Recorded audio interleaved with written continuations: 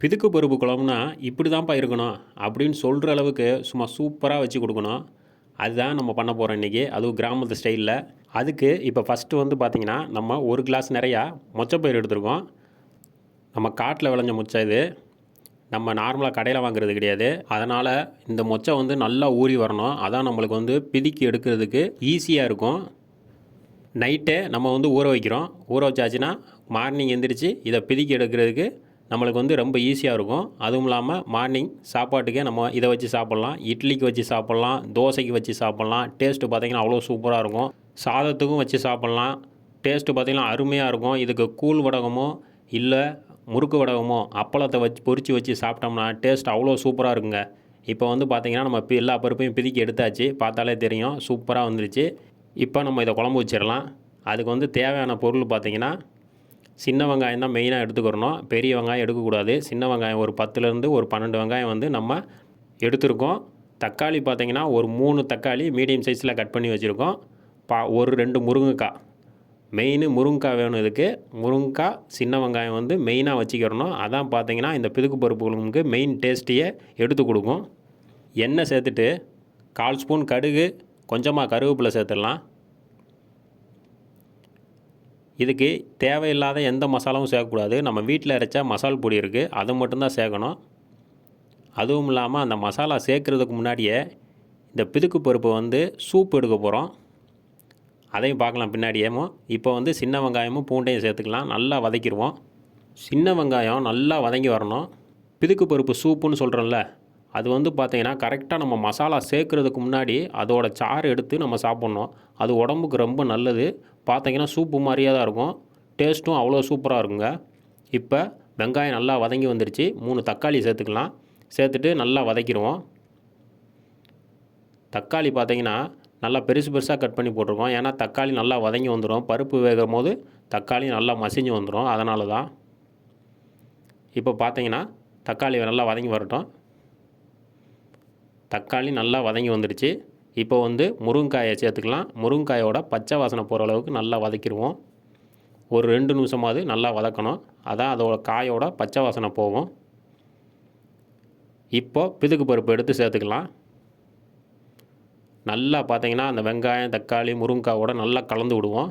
4 பொருள் தாங்க, ஈஸியாக செஞ்சிடலாம். பிதுக்கு பருப்பு குழம்பு டேஸ்ட்டு பார்த்திங்கன்னா அவ்வளோ சூப்பராக இருக்கும். இட்லிக்கு வச்சு சாப்பிட்டோம்னா இதோட டேஸ்ட்டே சூப்பராக இருக்கும்.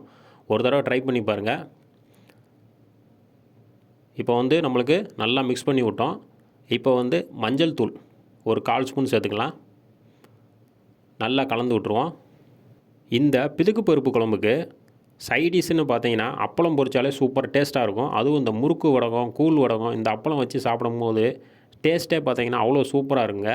இப்போ கொஞ்சம் தேவையான அளவு தண்ணி சேர்த்துட்டு பெருங்காயம் கொஞ்சமாக சேர்த்துக்கலாம். சேர்த்துட்டு நல்லா கலந்து விட்ருவோம். பெருங்காயம் வந்து இந்த மாதிரி பருப்பு ஐட்டம் செய்கிறோம்னா பெருங்காயம் முக்கியமாக சேர்க்கணும். இப்போ கலந்து விட்ருவோம்.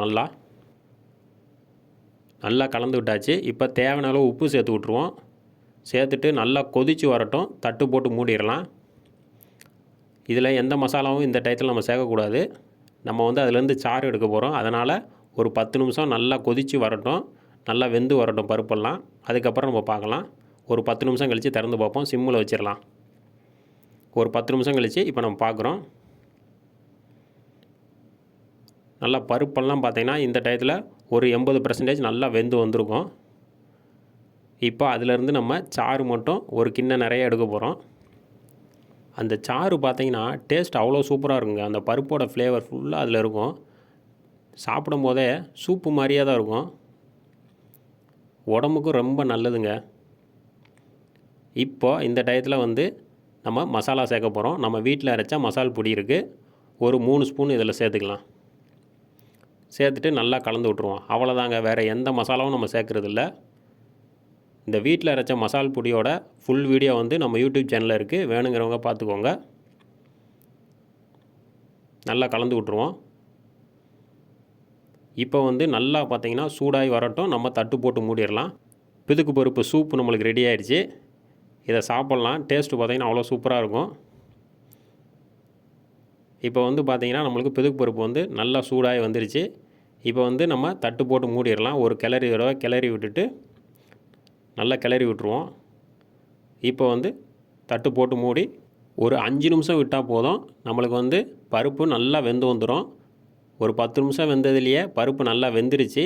ஒரு 5 நிமிஷம் நல்லா அந்த மசாலா பருப்பு எல்லாம் நல்லா மிக்ஸ் ஆகி வரணும். அதுக்காக நம்ம ஒரு 5 நிமிஷம் தட்டு போட்டு மூடி வைக்கிறோம். ஒரு 2 நிமிஷத்துக்கு ஒரு தடவை எடுத்து இந்த மாதிரி கிளறி விடணும். கிளறி விட்டுட்டு மறுபடியும் மூடி வைக்கலாம். இன்னும் ஒரு 3 நிமிஷம் நல்லா வெந்து வரட்டும். ஒரு 3 நிமிஷம் கழித்து திறந்து பார்க்கலாம். ஒரு 5 நிமிஷம் நல்லா மசாலா சேர்த்ததுக்கப்புறம் நல்லா வெந்து வந்திருக்கு பருப்பெல்லாம். பார்த்திங்கன்னா நம்மளுக்கு இந்த திக்னஸ் போதும்.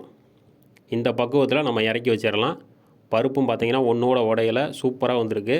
ரொம்ப நேரம் வேக விட்டோம்னா பருப்பெல்லாம் உடஞ்சிரும். அதனால் நம்ம கரெக்டான பக்குவத்தில் இறக்கி வச்சிடணும். இப்போ நம்மளுக்கு வந்து சூப்பராக ரெடி ஆயிடுச்சு. சாதத்துக்கு தான் வச்சு சாப்பிட போகிறோம்.